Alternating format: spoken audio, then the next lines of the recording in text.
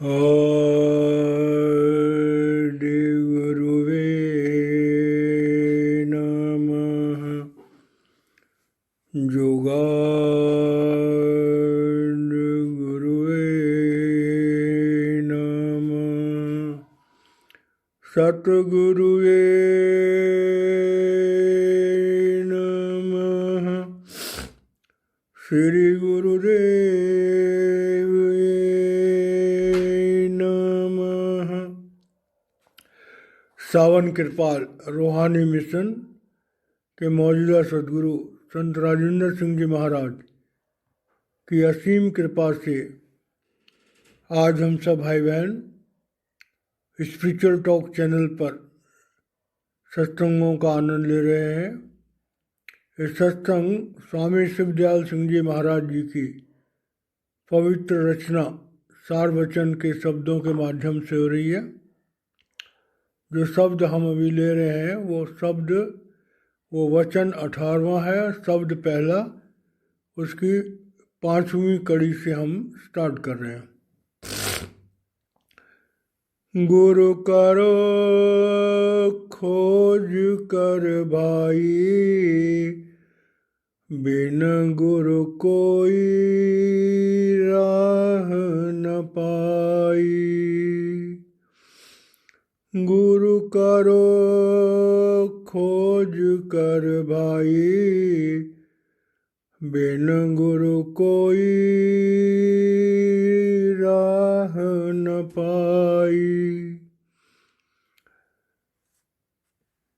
तप तीरथ वत पछेरे, पढ़ विद्या मान भरे रे। तप तीरथ वर्त पछेरे, पढ़ विद्या मान भरे रे। भक्ति रस नेक न पाया, भक्तों की शरण न आया। भक्ति रस नेक न पाया, भक्तों की शरण न आया। भक्ति का भेद न जाना, गुरु को सत्पुरुष न माना। भक्ति का भेद न जाना, गुरु को सत्पुरुष न माना। गुरु सबको पार लगावे, जो जो उन चरणन ध्यावे। गुरु सबको पार लगावे, जो जो उन चरण ध्यावे। गुरु करो खोज कर भाई, बिन गुरु कोई राह न पाई। स्वामी जी महाराज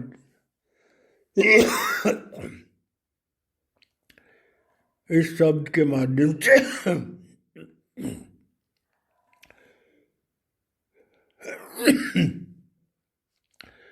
हम जीवों को भक्ति के रास्ते पर चलने की समझ कैसे होनी चाहिए उसके बारे में समझा रहे हैं कि मनुष्य जीवन जो है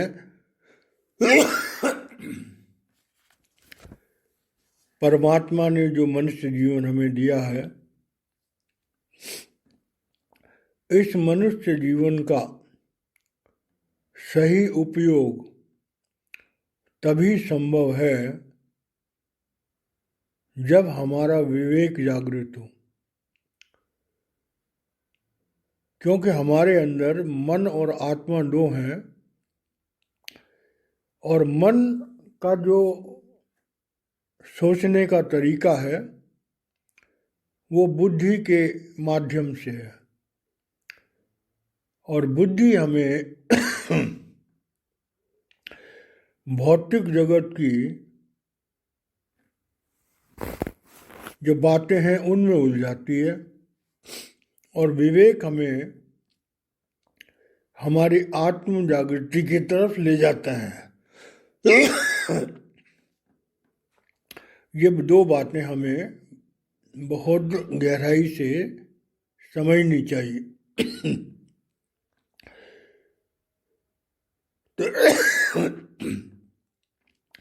तो स्वामी जी महाराज हमें समझा रहे हैं कि भाई जब भक्ति के रास्ते हम लोग चलते हैं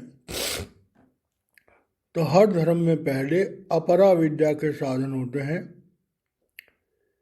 और अपरा विद्या के जो साधन हैं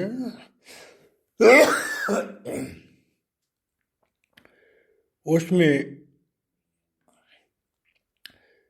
हमारी योग साधनाएं हैं, हमारे तीर्थ हैं, हमारे व्रत हैं, और हमारी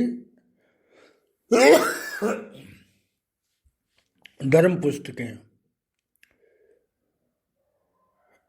और धर्म पुस्तकों के अंतर्गत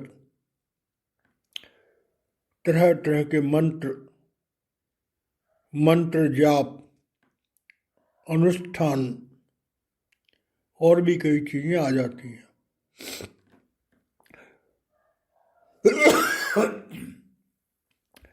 तो आम तौर पर हमें ये देखने को मिलता है कि हर धर्म के लोग बड़ी आस्था के साथ, बड़े विश्वास के साथ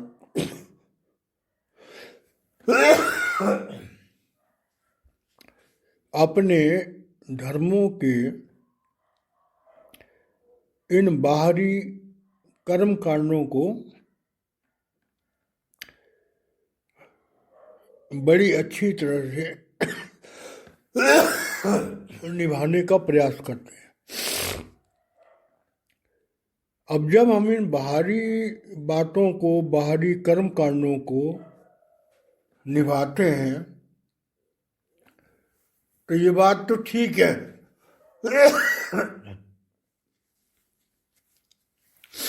कि हमारी दिनचर्या अच्छी हो जाती है, हमारा जो शारीरिक स्वास्थ्य है वो भी ठीक हो जाता है, और हम कुछ विद्या भी पढ़ लेते हैं,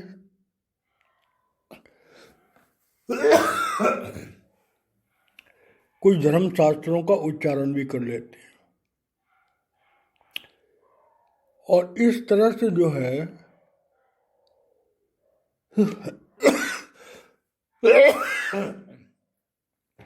हमारा जीवन चलता रहता है।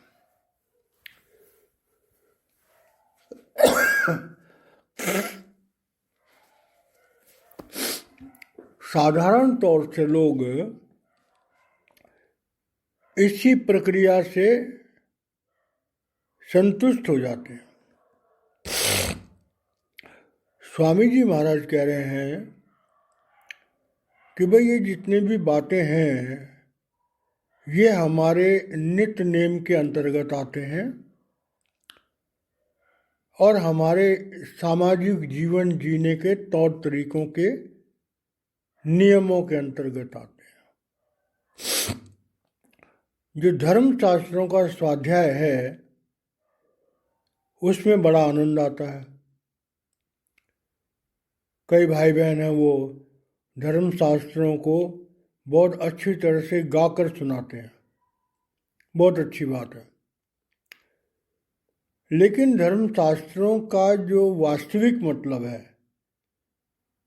वो हम तब तक नहीं समझ सकते जब तक हम किसी ऐसे इंसान से न मिले जो उन धर्मशास्त्रों में बताई हुई बातों को अपने जीवन में उतारता हो, जिसके अंदर वो लक्षण हो। तो स्वामी जी महाराज कह रहे हैं कि तप तीरथ व्रत पचेरे, पचेरे का मतलब होता है उसमें लगा रहना। अब देखिए, हमारे धर्म स्थानों में हम लाखों नहीं करोड़ों आदमियों को देखते हैं कि लोग अपने जो प्रमुख धर्म स्थान है उनमें लाखों नहीं करोड़ों की तादाद में जाते हैं। मुबारक है, जरूर जाना चाहिए। लेकिन जिन महापुरुषों के नाम पर वो धर्म स्थान बने हैं, उन महापुरुषों ने अपने जीवन में किन गुणों को अपनाया, अगर थोड़ा सा ध्यान हम उस तरफ भी दें तो हमारा जीवन जो है वो सुधरने लगेगा। तो स्वामी जी महाराज कह रहे हैं कि बाहरी मन इंद्रियों के द्वारा किए गए अपरा विद्या के साधनों से जब कोई इंसान खुश हो जाता है और 4 किताबें पढ़ के वो अपने आप को ज्ञानी समझने लगता है, तो ये बात हमारे कोई ज़्यादा भले की नहीं है। स्वामी जी महाराज कह रहे हैं कि भक्ति रस नेक न पाया, भक्तों की शरण न आया। अब देखिए, ये बात बड़ी गहराई से समझने वाली है। हम किसी भी महापुरुष की वाणी को पढ़ते हैं, उस महापुरुष की वाणी में जो बातें बताई गई हैं, उन बातों को, उन अच्छाइयों को धारण करने वाला जब तक कोई जिंदा महापुरुष हमारे सामने आदर्श के रूप में हमें नहीं मिलेगा, हम उन चीज़ों को नहीं समझ सकते। महापुरुष कहते हैं कि जो ब्रह्मंडे सोई पिंडे, जिन खोजा तिन पाया, और पीपा प्रणवे परम तत्व, सतगुरु दिया लखा है, कि वे सारे ब्रह्मांड हमारे अंदर ही है। अब सारे ब्रह्मांड हमारे अंदर हैं तो हम कैसे देखेंगे उनको? कौन हमें बताएगा? जो उस विद्या का जानकार होगा। तो यहाँ पर कह रहे हैं कि भक्ति रस नेक न पाया, भक्तों की शरण न आया। अब भक्त तो एक होते हैं कि जिन्हें हम कहते हैं साधु महात्मा भक्ति कर रहे हैं, और जो समर्थ महापुरुष होते हैं उनको भी भक्त कहते हैं, जो प्रभु के निमित्त है, जिसमें प्रभु प्रकट है, जिसमें प्रभु सत्ता काम कर रही है, जो प्रभु रूप बन गया है, असल में उसे ही यहाँ पर भक्त कहा गया। तो स्वामी जी महाराज कह रहे हैं कि भाई उन धर्म पुस्तकों की उन अच्छी अच्छी बातों को जब तक हम साकार रूप में किसी मनुष्य के अंदर उन गुणों को नहीं देखेंगे, तब तक हम उन गुणों से प्रेरित नहीं हो सकते। तो यहाँ पर समस्त मनुष्य जाति को स्वामी जी महाराज एक संदेश दे रहे हैं कि अच्छे लोग हर समाज में होते हैं, हर धर्म में होते हैं, हर वर्ग में होते हैं, हर मत में होते हैं। अच्छे लोगों की 2 कैटेगरी होती हैं। एक तो वो लोग जो मन और तन से पवित्र होते हैं, उन्हें हम अच्छा आदमी कहते हैं। दूसरे वो लोग जो हैं जो आत्मा से जागृत होते हैं। तो दोनों तरह के लोग हर धर्म में, हर समाज में जरूर होते हैं, लेकिन कहीं वो गुप्त होते हैं, कहीं वो प्रकट होते हैं। तो स्वामी जी महाराज कह रहे हैं कि भक्ति के रास्ते पर जब तक हमें प्रभु प्रेम के नमूने के रूप में किसी समर्थ महापुरुष से हमारा मिलाप नहीं होगा, जब तक हम उसके नज़दीक नहीं जाएंगे, जब तक हम उसके जीवन को नहीं देखेंगे, जब तक हम ये नहीं देखेंगे कि इसके अंदर क्या अच्छाइयाँ हैं, इनका जीवन जीने का कैसा ढंग है। जैसे हम महापुरुषों की बात करते हैं तो हर महापुरुष का अपना अनुभव होता है। संत दर्शन सिंह जी महाराज अपने सत्संगों में फरमाया करते थे कि उनके पिता परम संत कृपाल सिंह जी महाराज कह रहे, मैंने अपने माता को और पिता को कभी सोते हुए नहीं देखा। कहते रात को जब मैं सोता था तो मेरे माता पिता भजन में बैठे होते थे। सुबह जब मैं उठता था तो मेरे माता पिता भजन में बैठे होते थे। तो इस तरह से भक्ति के रास्ते पर जब तक हमारे जीवन में एक जीता जागता प्रभु रूप, प्रभु में लीन, प्रभु की जानकारी रखने वाला कोई जिंदा महापुरुष नहीं होगा, तब तक हम भक्ति के उस मर्म को नहीं जान सकते। पहली बात। दूसरी बात, जब तक हम उस महापुरुष की शरण में नहीं आएंगे। अब यहाँ पर क्या कि भक्ति रस नेक न पाया, भक्तों की शरण न आया। मतलब किताबी ज्ञान से या अपरा विद्या के ज्ञान से हम अपने आंतरिक अनुभव को कभी प्राप्त नहीं कर सकते। पहली बात। दूसरी बात यह है कि जब तक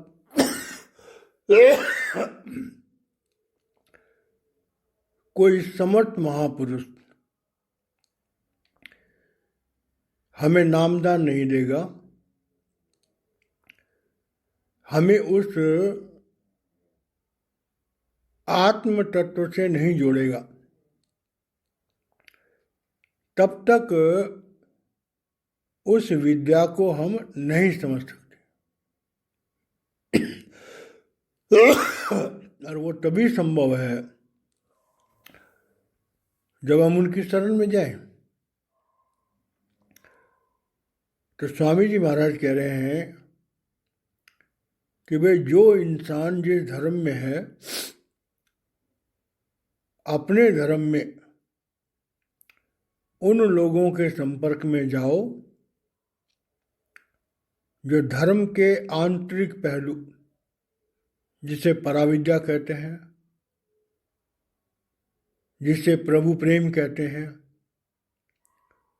जिसे स्वरस्तब्ध योग कहते हैं, उससे जुड़ो।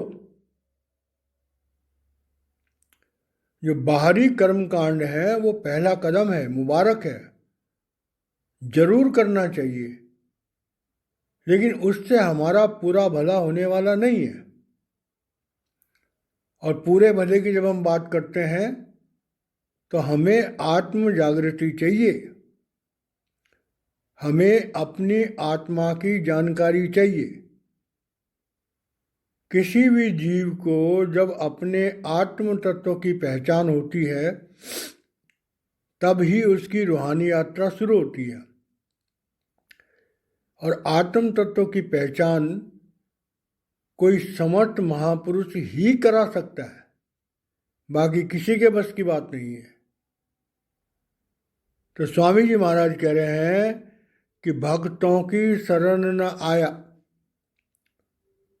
तो जो अनुभवी महापुरुष हैं उनके नज़दीक जाओ, उनसे उस आत्मज्ञान की शिक्षा को लो। और जब आत्मज्ञान की शिक्षा को लोगे तो आगे कह रहे हैं कि भक्तों का भेद न जाना, गुरु को सत्य पुरख न माना। अब ये बात बड़ी गहराई से समझ रहे हैं। जब हम कहते हैं भक्त, जब हम कहते हैं आत्मज्ञानी, तो आत्मज्ञानी कौन है? कि जिसके अंदर वो परमात्मा स्वयं काम कर रहा। स्वामी जी महाराज इस बात का इकबाल कर रहे हैं। वो कह रहे हैं भैया हम किसी को भी आत्मज्ञानी नहीं कह सकते। आत्मज्ञानी वो है जो आत्मा और परमात्मा के भेद को जानता है, जिसके अंदर वो परमात्मा, वो अकाल पुरुष, वो सत्पुरुष स्वयं बैठकर काम कर रहा है। जिस मनुष्य के शरीर में वो अकाल पुरुष स्वयं बैठ के काम कर रहा है और जिस मनुष्य शरीर में परमात्मा की सारी शक्तियां मौजूद हैं, उसे हम यहाँ पर भक्त कह रहे हैं। तो कह रहे हैं भक्ति का भेद का मतलब होता है कि आत्मा का परमात्मा से मिलने का जो तरीका है, आत्मा का परमात्मा से मिलने के लिए जो सुरत शब्द योग है, जो गुरु के शब्द स्वरूप और गुरु के नूरी स्वरूप के द्वारा हमें सहायता मिलती है, उसका यहाँ जिक्र कर रहे हैं कि भाई जिन्हें हम महापुरुष कहते हैं, उनमें वो परमात्मा स्वयं बैठा हुआ काम करता है। और जब वो परमात्मा स्वयं बैठा हुआ काम करता है तो उस महापुरुष में वो सारी शक्तियां होती हैं जो परमात्मा में होती हैं। अब परमात्मा के लिए कुछ भी मुश्किल नहीं है। इसीलिए जब हम महापुरुषों के पास जाते हैं तो महापुरुष क्या होते हैं, एक दृष्टि डाल करके और हमारी बहुत सारी समस्याओं का हल कर देते हैं। हमारे सर पर हाथ रखते हैं, हमारी बहुत सारी समस्याएं सॉल्व हो जाती हैं। और तो और रहा, गुरु का जो दरबार है उसके अंदर दाखिल होने पर ही हमारी बहुत सारी प्रॉब्लम सॉल्व हो जाती है। कई लोग कहते हैं अरे क्या होता है, और गुरु की बात तो बहुत दूर की बात है। मैं तो कहता हूँ जो हमारे धर्म स्थान भी है, जो भाई बहन अपने धर्म स्थानों में पूरी श्रद्धा के साथ जाते हैं और उस परमात्मा से जिस मर्जी रूप में, जिस मर्जी नाम से उस परमात्मा को पुकारें, अगर उनकी भावना में सच्चाई है तो उनको भी फायदा होता है। बार बार आता है कि भगवान कहते हैं कि भाव का भूखा हूँ मैं और भाव ही बस सार है, और भाव से बचता जो कोई उसका बेड़ा पार है। तो भक्ति के रास्ते पर, परमार्थ के रास्ते पर, अध्यात्म के रास्ते पर मन की सच्चाई, विचारों की सच्चाई, विश्वास की दृढ़ता, आत्मसमर्पण, इन चीज़ों का बहुत बड़ा महत्व है। रूहानियत का रास्ता कोई लॉजिक का रास्ता नहीं है, कोई चतुराई का रास्ता नहीं है, कोई छल कपट का रास्ता नहीं है। ये रास्ता तो बड़ा सीधा साधा सा रास्ता है। ये रास्ता तो ऐसा है जैसे बच्चा होता है, पिता कृपाल आज्ञा यह दीनी, बारिक मुख मांगे सो देना। जब हमारे अंदर बच्चों की तरह से निष्कपटता, निश्चलता आ जाती है तो वो परमात्मा हमसे बात करना शुरू कर देता है। आगे स्वामी जी महाराज कह रहे हैं, गुरु सबको पार लगावे, जो जो उन चरण ध्यावे। अब ये बात बड़ी समझने वाली है। गुरु सबको पार लगाए, जो जो उन चरण ध्यावे। अब गुरु के चरण क्या है? गुरु के चरण है गुरु का दिया हुआ नाम। स्वामी जी महाराज कह रहे हैं कि जब हमारे भाग खुलते हैं, हमारे जीवन को समर्थ सदगुरु आता है, वो हमें नामदान देता है, हमारे संचित कर्मों को अपने ऊपर लेता है, हमारा काल के यहाँ से लेखा फाड़ देता है, हमारे शरीर में ज्योति और शब्द का हमें जाति अनुभव देता है, हम मनुष्य जन्म से नीचे नहीं जाएं इसकी श्योरिटी करता है, अपने नूरी स्वरूप को हमारे आज्ञा चक्कर पर स्थापित कर देता है और हर घड़ी हर पल हमारी देख रेख करता है। तो ऐसा जब हमारे जीवन में आता है तो कह रहे हैं गुरु सबको पार लगावे। अब गुरु सबको पार लगावे का मतलब क्या है कि भाई जो जिस रास्ते पे चल रहा है, अध्यात्म के रास्ते पे चल रहा है, तो अध्यात्म के रास्ते हम किसी आश्रम में जाते हैं तो वहाँ हमारा कोई ना कोई गुरु होता है, जो मर्जी आश्रम हो। तो जो गुरु जिस समर्थता का होता है वो अपने शिष्यों को वहीं तक ले जा सकता है। तो यहाँ स्वामी जी महाराज कह रहे हैं कि भाई जो गुरु उस परमात्मा से जुड़ा हुआ है, पहली बात तो यह है कि वही हमें नामदान दे सकता है, हमारी आत्मा को काल से छुड़ा सकता है, 84 से छुड़ा सकता है, हमें धर्मराज के चक्कर से मुक्त कर सकता है। लेकिन जब गुरु से हम नामदान ले लें तो फिर हम उस गुरु मंत्र को लगातार उसका सिमरन करें, बहुत ज़रूरी है। जो भाई बहन इस सत्संग को सुन रहे हैं, हजारों लाखों करोड़ों लोग होते हैं जो अलग अलग गुरुओं से दीक्षा लेते हैं, नामदान लेते हैं, लेकिन बड़े कम लोग हैं जो उस नामदान को फलीभूत करते हैं। तो नामदान जब फलीभूत होगा तभी उसका फायदा होगा। अगर हम जमीन में बीज डालते हैं, जो बीज अंकुरित हो जाता है वही पेड़ बनता है, जो बीज अंकुरित ही नहीं होता पेड़ कहाँ से बनेगा। तो स्वामी जी महाराज कह रहे हैं कि भक्ति के रास्ते पर चलना है, अध्यात्म के रास्ते पर चलना है, तो हमारे जीवन में एक समर्थ सद्गुरु होना चाहिए, हमारा जीवन नियमित होना चाहिए, संयमित होना चाहिए। जो अपरा विद्या के साधन है वो कोई बुरे नहीं है, वो पहला कदम है जमीन तैयार करने के लिए, हमारा किरदार संभालने के लिए, हमारा मनोबल बढ़ाने के लिए, हमारी आस्था बढ़ाने के लिए अपरा विद्या के साधन जो है वो भी मुबारक हैं, पहला कदम है। अपरा विद्या बाहरी आवरण है, लेकिन जब तक हम आंतरिक आवरण को, आंतरिक विद्या को किसी समर्थ सद्गुरु से अपनी आत्म जागृति का प्रयास नहीं करेंगे, तब तक हम बाहरी कामों में लगे रहेंगे और सारे जीवन जो है एक गफलत की ज़िंदगी में जिएंगे, और उस गफलत की ज़िंदगी में हमारा जो आत्मिक उद्धार है वो नहीं हो पाएगा।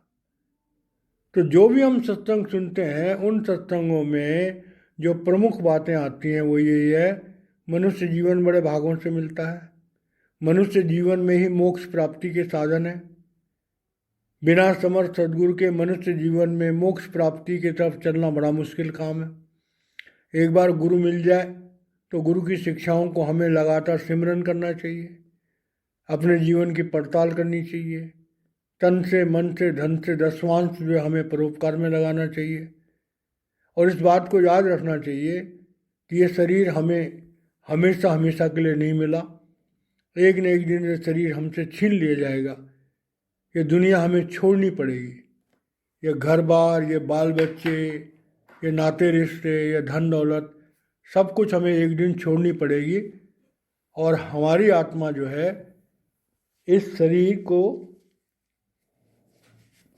और इस दुनिया को छोड़कर चली जाएगी। तो उसके लिए हमें तैयार रहना पड़ेगा, जिसे हम विरक्ति कहते हैं, क्योंकि हमारी ज़िंदगी में अगर विरक्ति नहीं होगी तो हमारे लिए बहुत मुश्किल की बात हो जाएगी। सांसारिक वस्तुओं से आसक्ति उतनी ज़रूरी है जिससे हमारा दुनिया का काम चल जाए, लेकिन उनसे लंपट होना, उनके बिना न रह पाना, उनसे गूढ़ आसक्ति होना हमारा दोबारा जन्म लेने का कारण बन सकता है। इसलिए स्वामी जी महाराज कह रहे हैं कि भाई गुरु को पहचानो, गुरु के दिए हुए शब्द को, मंत्र को जपो, अपने जीवन को संवारो, अपने जीवन का निरीक्षण करो, नित्य नेम को अपने जीवन में धारण करो, और इस बात को हमेशा याद रखो कि ये जीवन जो है कितने दिनों का है ये किसी को पता नहीं है। जिस इंसान को एक कहावत आती है कि जिन चलन जानिया सो क्यों करे विथाओ, एक बार हमें ये विश्वास हो जाए कि मैंने इस संसार छोड़ना है और इस संसार से मैंने एक दिन चले जाना है, तब वो इंसान कोई भी गड़बड़ काम नहीं करेगा। तो स्वामी जी महाराज जो है हमें समझा रहे हैं कि भाई इस तरह से जो है अगर हमारे जीवन का दृष्टिकोण होगा, अगर हम अपने समर्थ सद्गुरु से जो नामदान मिला है, अगर उसको हम सही ढंग से ध्याएंगे, सही ढंग से उसका सिमरन करेंगे, उसका अनुभव करेंगे, तो हमारे जीवन में से जो संशय है, जो द्वैत है, वो खत्म हो जाएगा और हम अपने मनुष्य जीवन को सही ढंग से इस्तेमाल कर पाएंगे। तो इस तरह से ये शब्द जो है यहाँ पर हम विराम देते हैं। और समर्थ सद्गुरु क्या होता है, अगर उसकी जानकारी किसी इंसान को जाननी हो तो सावन कृपाल रूहानी मिशन के मौजूदा सद्गुरु संत राजेंद्र सिंह जी महाराज उसका जीता जागता नमूना है। एक समर्थ सद्गुरु है, लाखों लोगों को वो परमार्थ के रास्ते पे लगा चुके हैं।